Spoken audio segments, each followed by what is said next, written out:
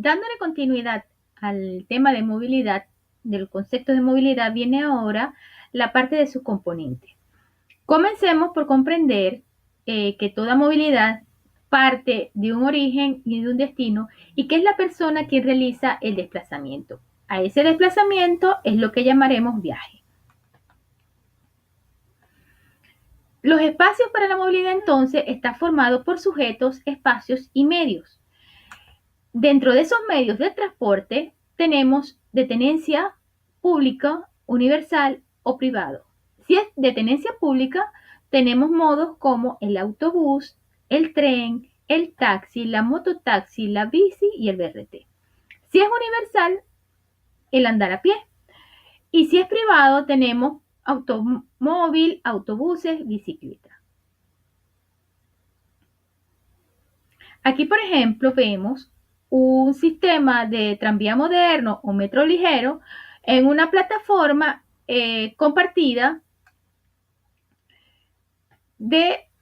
por lo tanto, es un modo de transporte de tenencia pública.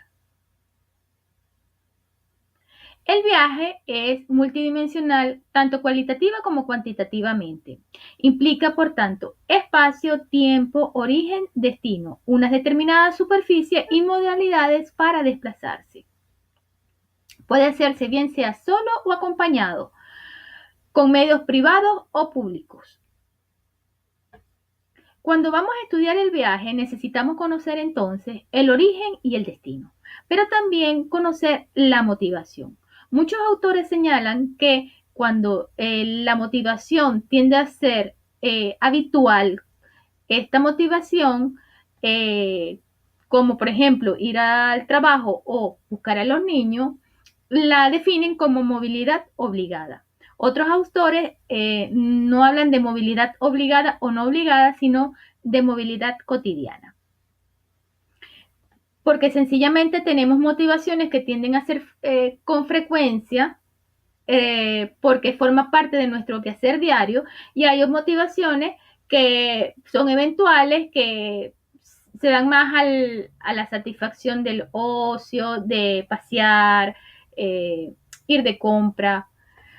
Otro elemento importante cuando estudiamos el viaje es la duración y el recorrido, las distancias recomendadas para cada modalidad, las velocidades comerciales en cuanto a tiempo y la jerarquía de las vías. Finalmente, la intermodalidad del viaje.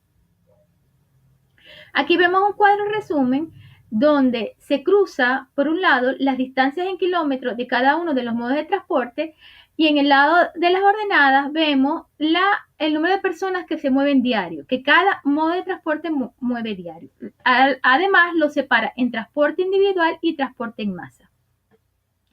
Por dar un ejemplo, vemos como los peatones tienen una distancia recomendada de máximo 3 kilómetros y mueven un número de personas diarias que supera los 10.000.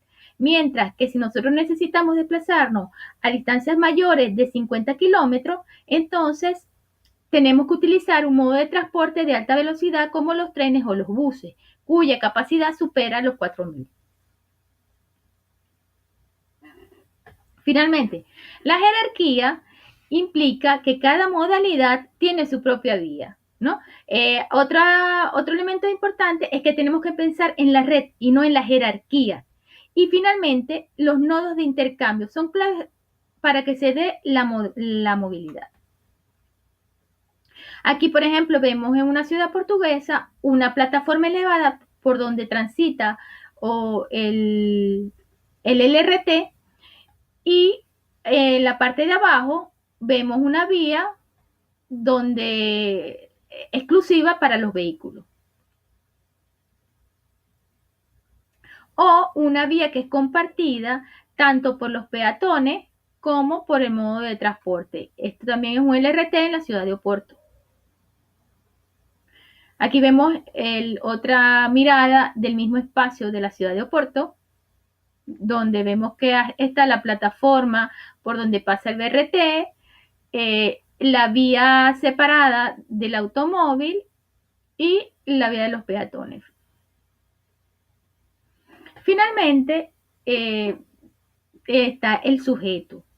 Cuando estudiamos el sujeto, que es realmente quien realiza el desplazamiento, nos interesa conocer a qué grupo pertenece, la edad, el género, la ocupación, la discapacidad, es decir, si tiene alguna discapacidad o no, los grupos y los patrones de movilidad, y a qué colectivo pertenece, o que lo podemos clasificar dentro del grupo de estudiantes, de trabajadores, de personas que son discapacidad, que tienen alguna discapacidad, o mujeres, o ancianos, o hombres, o niños. Y hay un elemento final que voy a incorporar, que es el nivel socioeconómico, porque el nivel socioeconómico a veces es determinante para la escogencia del modo de transporte.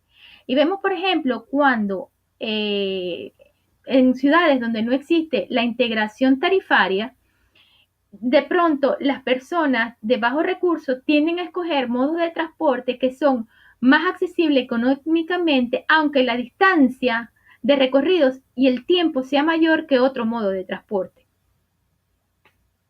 Con esto les doy, dado ya todos los componentes, podemos dar inicio entonces a la actividad de esta primera semana, que es mapeando nuestra movilidad.